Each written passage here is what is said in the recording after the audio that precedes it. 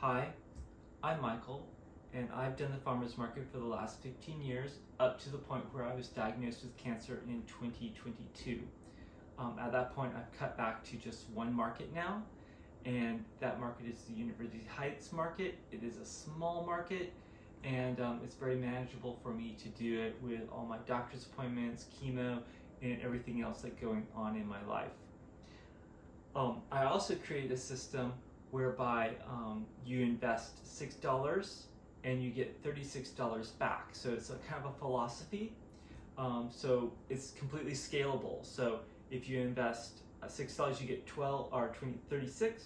If you invest 12, you get 72. If you invest 100, you get $600 back at the end of the market. This is a much smaller market, so I'm probably investing a much smaller amount of money into it, probably about 50 bucks, and hopefully I will get $300 out of it. Probably I won't be getting the full 300. Last year, this time, I only got, for the first market, $260. So, but I did make enough product to get 600 or to get 300. So I'm going to operate with the same kind of notion that I'm going to be going for the same amount of money this year. And I do this all on an Excel or on a spreadsheet. I don't have Excel because this is Apple, so it's numbers, but you can do it on Excel as well. And I will start showing you how I do it. So each year I create a new spreadsheet for my market, and I list all the items down here that I'm going to probably be making for the market. I also leave room for, in case I want to create something new, and like say a new cookie, I have a space for a new cookie there. I can also add more lines if I need to. Also, like same with bars and so forth. And then across the top, I have the dates for all of my markets. So this is University Heights. I only have 18 markets this year, so not a tremendous amount of markets.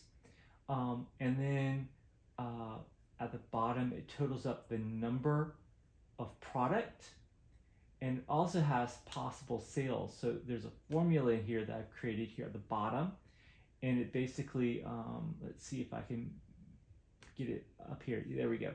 Here's the formula. So it takes all the little items that I have, and it has a price to it. So then I know the potential sales that I could have from the amount that I make. Don't want to do that. Let's delete that. There we go. Return. Saved it. So that, and then I record the amount of sales that I got for that thing, for that market. And then I have a total of sales ongoing, and then I have production cost, stall fee. This market does not have a stall fee. Then I have total cost, profit, and then I record the number of hours that I work for the market, and then I divide that by the profit, and that gives me my earnings per an hour.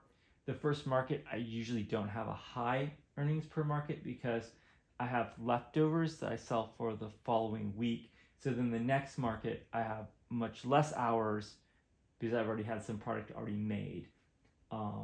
So let's start with figuring out what I'm going to be baking. So for the pie tray, I'm probably going to do 5 pecan pies, and then I need to do the rhubarb strawberry.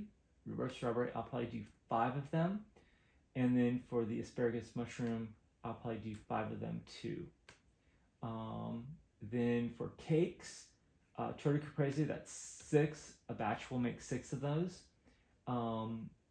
Rhubarb strawberry cake, that will make a total of 9. And then chocolate cherry cake is 5.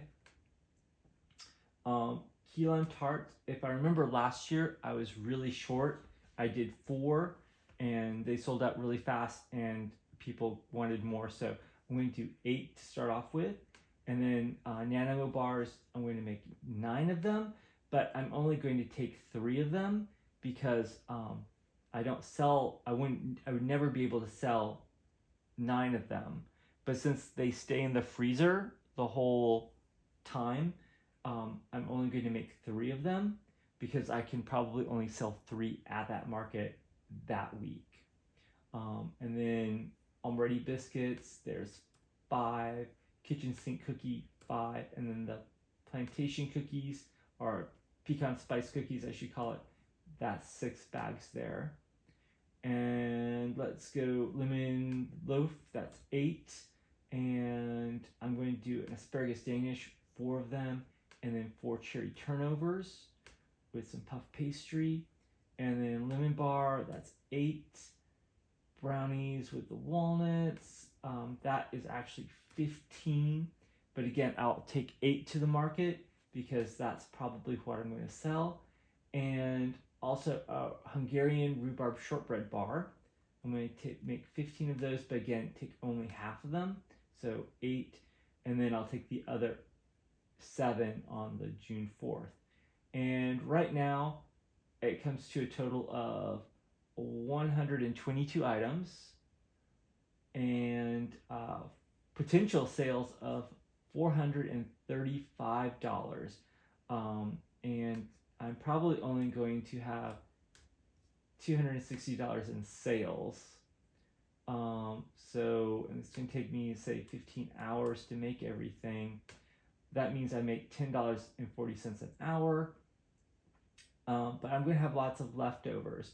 So to calculate a little bit more accurately, I'll be doing like 8, and then I'll put 7 into that week. 8 and 7 into that week. And where else? Probably only going to sell 4 of those, and I'll sell the other 4 the next week. Where else can I see some Nanomo bar? 3,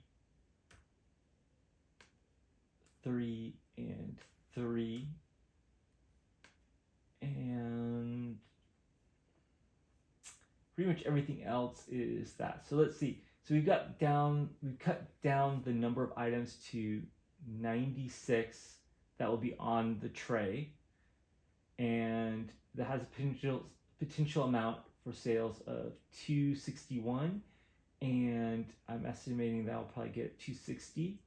And I think I have last year's numbers. Let's go to last year's numbers here. So on the first week, I made 108 items. So I'm making 10 less items. Well, actually, I'm making more items, but they're going to carry over. But I made 108 items originally, and they were costed potential sale of 260. And we have potential sale here of 261, so similar. And the amount that I made was 260 and 260. And it took me 14 hours to make all the items. So that was last year on my first market there. So it's going to be very comparable to what I did last year. So I'm now going to start making the stuff. I've already created the labels, or updated the labels with this year's pricing.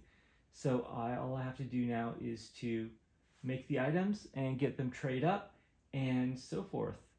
So I hope that hope you benefited from this. It's a really simple spreadsheet, and it really creates a certain amount of vigor. So if I'm overshooting in sales, or I know what my sales are going to be from historical data from last year, but I made like, say, $500 worth of merchandise, and I'm only going to sell 260, and it's perishable, then I'm making too much stuff, and I'll have to like figure out where I want to start cutting. At the same time, if I only made like 100 items or $100 worth of merchandise, and I'm aiming for 260, I have to again figure out where I'm going to add stuff to it. And it gets more interesting when you have like stuff that carries over. So you're not going to be doing a blueberry lemon loaf the next week, but you may add in the sour cream pound cake loaf into that mix.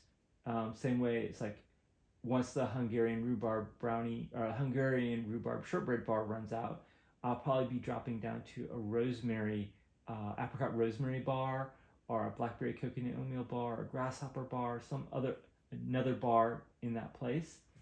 And same with this, like when the asparagus runs out, I'll switch to a cherry or tomato Danish. I always have the cherry turnover, but I may switch from the pound cake to the orange weekend cake. Where else and the cookies will always be changing. So I might have like a kitchen sink cookie one week. If I sell out, I might switch it to a chocolate pecan cookie. If the plantation cookies sell out, I might change it to a carrot cookie. If the Almoretti sell out really well, I might change it to an limoncello Almoretti. I know I haven't shown you all these recipes yet, but I will. Likewise, since I'm not going to be making Nanimo bars, I might add in a whoopie pie for the following week. And so for like cakes, if a cake gets like really boring, like chocolate cherry cake, I might throw in, say, where is that one? Like a chocolate banana upside down cake. Like same with torta caprese. If that gets kind of sales start dropping off because it's having fatigue, I will then switch it to the tarte de Santiago. The strawberry cake will then switch to the bottom crust plum crumble or a blueberry boy bake cake. So there's lots of different options. Like every single week I can pull out a new item if something is not working or so forth. So I hope that you've really benefited from this. I benefit a lot from this because it makes me really think about what I'm making and the amounts that I'm making, so I don't overproduce or underproduce. And I have a ton of historical data, so the data goes back like 14, 15 years now. So I know exactly probably what I'm going to be making at that market. And it's going to be close to the 260 mark because that's my share of the market. So again, subscribe, hit like, give me feedback on if this is helpful for you. But yeah, this is a really great way of creating some vigor into your farmer's market, and so you make money. So, okay, and there you go. Thank you very much.